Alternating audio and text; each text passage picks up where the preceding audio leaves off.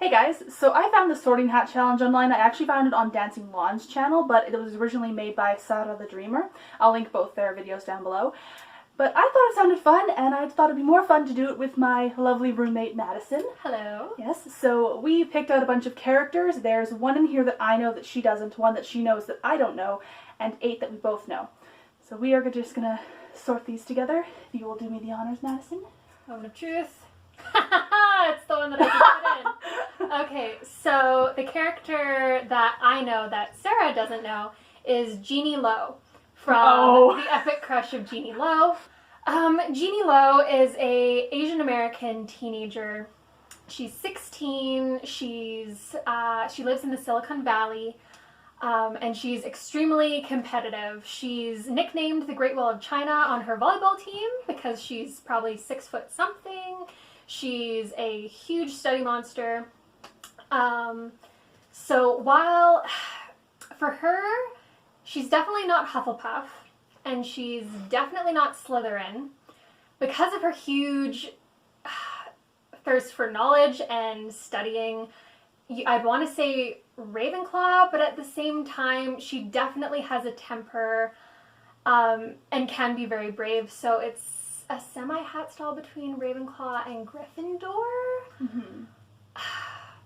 Possibly like a Hermione type Gryffindor kind of? Possibly, where I think she'd probably lean more towards the Ravenclaw, but at the same time, the reason she likes volleyball is because, quote, she likes to crush people, personally. So it's like, I'm not sure if that's really Gryffindor, but it's not exactly Ravenclaw either, so I think that would be one where if she was being sorted by the Sorting Hat, she would choose Ravenclaw at that point. Very likely. If only because of what her mother would think. Oh, okay, yes.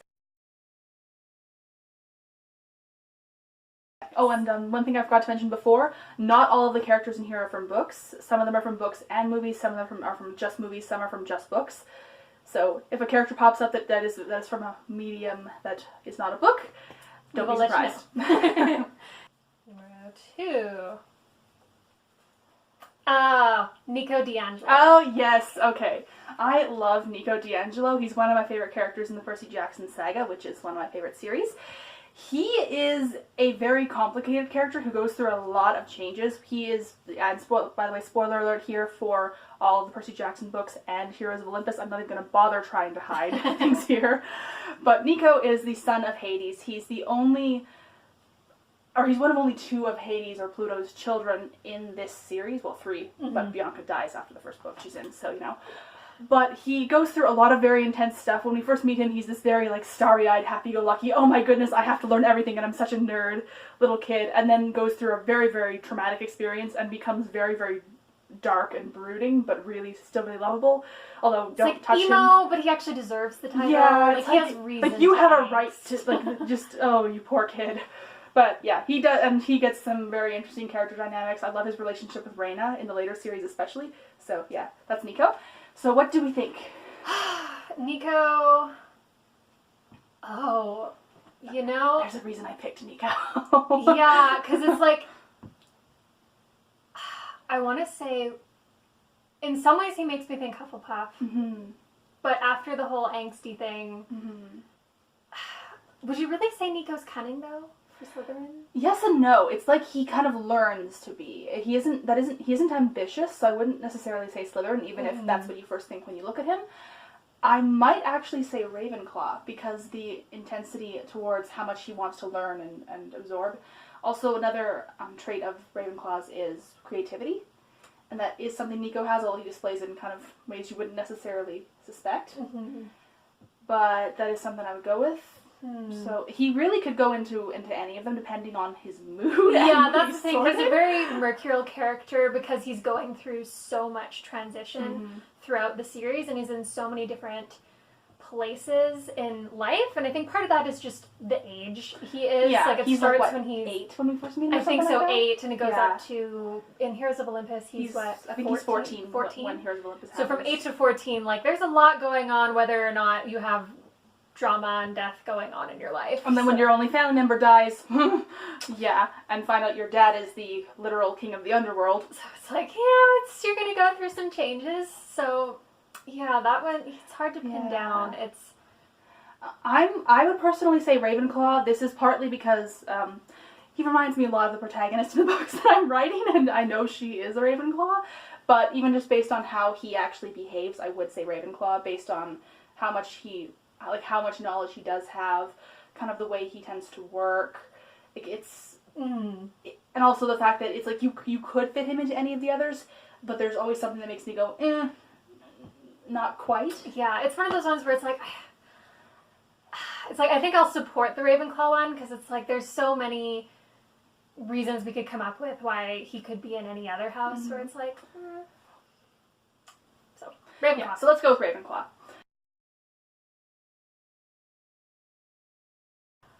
Elizabeth Bennet. Okay. And I did include this one because it's quite different from what we normally read, but we both love it. Yes, we have both read it, watched it in many ways. Many shapes and forms, some of them terrible. Many, many, many times. Oh my goodness. Oh man. Yeah. Anyway, so. Okay. So Elizabeth Bennet, I would say she's quite witty and clever. Mm-hmm. She is very loyal to her family. Sometimes to a fault. Yeah, sometimes to a fault. Like, she definitely has her quarrels with her family, in whether she voices them or not. Mm-hmm. But she is very loyal. I would say Lizzie is brave, but she's not brash and courageous, I would say. Mm-hmm. I don't think Lizzie is a Gryffindor. I would agree. Even if it's just, if she was from a different time, possibly. Oh yeah. Very possibly, but just... Even like her in Pride and Prejudice and Zombies could be a Gryffindor. Oh, for sure. But in the constructs of the Regency era and just how you were allowed to express yourself in that era, it kind of, sorry Gryffindors, like, you kind of don't fit here. Well, and also because kind of what I go down to when I'm sorting characters and things into different houses is what do they tend to value, what motivates them the most, and the general, I guess, values of a Gryffindor aren't something I tend to see in what motivates Lizzie. She does show Gryffindor traits, but I wouldn't say that's what drives her. Mm-hmm. I would agree with that. Yeah. Okay, so... I wouldn't say she's a Slytherin, you know? No, she can be cunning and witty. She's not ambitious. Yeah. Also, Wickham, I'm sorry. Not to say that Slytherins are never taken in, but it doesn't really feel like a Slytherin way of approaching things with how she relates to Wickham, at least not at first. So, that is one thing I would say regarding her and Slytherin. Yes, so we've got Hufflepuff and Ravenclaw. She really loves reading, but I don't know if I'd say she really... Does she love the pursuit of knowledge? Is that what she likes? Darcy does make a couple comments about her reading the book. Yes, yeah. and kind of what's that line? Caroline. Something about... Yes. And she... Oh, what is it? Something about bettering her mind with extensive reading. Yeah. It bugs me that I can't quite remember it, but it's something along those lines. Yeah. So yes, she does read. She loves walking. She loves her family. Loyalty is something she really values in other people as well. That was a big thing that she had against Mr. Darcy with the whole Wickham thing. And because she met Wickham first and she was already predisposed to dislike Darcy, it made it very easy for her to latch on to Wickham's story and be very loyal to Wickham. And also the way she... Oh, sorry, I interrupted you. No, that was it. Well, and also the way she reacts to Darcy after finding out about Jane. It's the instant she finds out that he basically cut her sister off from Bingley, he's dead to her. Exactly. She already didn't like him, and then that happened. So all of this is leading me to say that I believe Elizabeth Bennet is a Hufflepuff. You've actually just changed my mind, because I was thinking more Ravenclaw, but honestly, I think you're actually right. It's like, I think she's a Hufflepuff kind of in the way we are, because we are both Hufflepuffs, where it's like, you could go either, but you do tend to fall on the Hufflepuff side of things. And if we're, again, harkening back to what really drives this character, I think it's her loyalty in a lot of ways. To her family, to her friends, the idea of honor and loyalty in some ways, and being honest, I guess. Yeah, I think so. Okay, so Elizabeth Bennet is a Hufflepuff.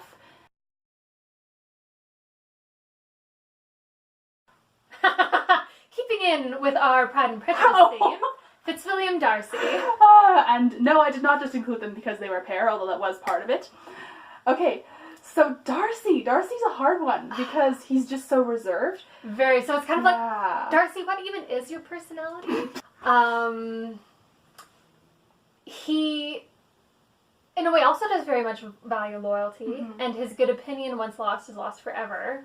So he's very stubborn. Like, he's not unbendable. He does change as a person, and he does grow and become better throughout the book once Lizzie kind of removes the blinders from him and makes him realize that actually you are not being a very good person. Yeah, like, pride. Yes. Yeah.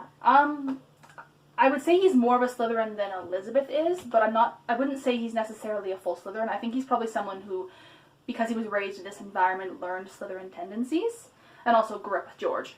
So... But I think because, and while I'm sure he's a very competent business... Is he even a businessman? I'm sure he's very competent at managing his estate and all of those kinds of things, but I think even just because of his already so high position in society, it's like he doesn't really have a reason to be ambitious. Yeah, I don't think he's ambitious per se. Yeah, like, he could climb if he really wanted to, but I don't think he really cares. And he's certainly not a brick or anything, but I wouldn't necessarily say he's clever. Yeah, it's kind of like he enjoys it, but he doesn't have that drive to learn. Honestly, I think he's actually probably a Hufflepuff too, because, like, look at how he reacts to Georgiana, and even how he reacts to Lizzie. Like, and he was, the reason he cut off Jane from Bingley is because he's very loyal to his friend, and he thought that Jane didn't truly love his friend, and he didn't want that for Bingley. So, out of loyalty to his friend, he made a decision that cost him personally. Yeah. So, yeah, I think we're probably in agreement with that. Hufflepuff for Darcy as well? Yeah. Okay, yeah. So, Fitzwilliam, Darcy, Hufflepuff. So, I just took a look at the timestamp for this, and it is a very long video, so... We may have gotten a little carried away. So, this is probably going to have to be split over a few videos. So this will be part 1, and then I'll have parts 2, 3, etc. out, however many it ends up being. I don't know. We will see. So, yeah. Just a heads up. Thank you guys. See you later.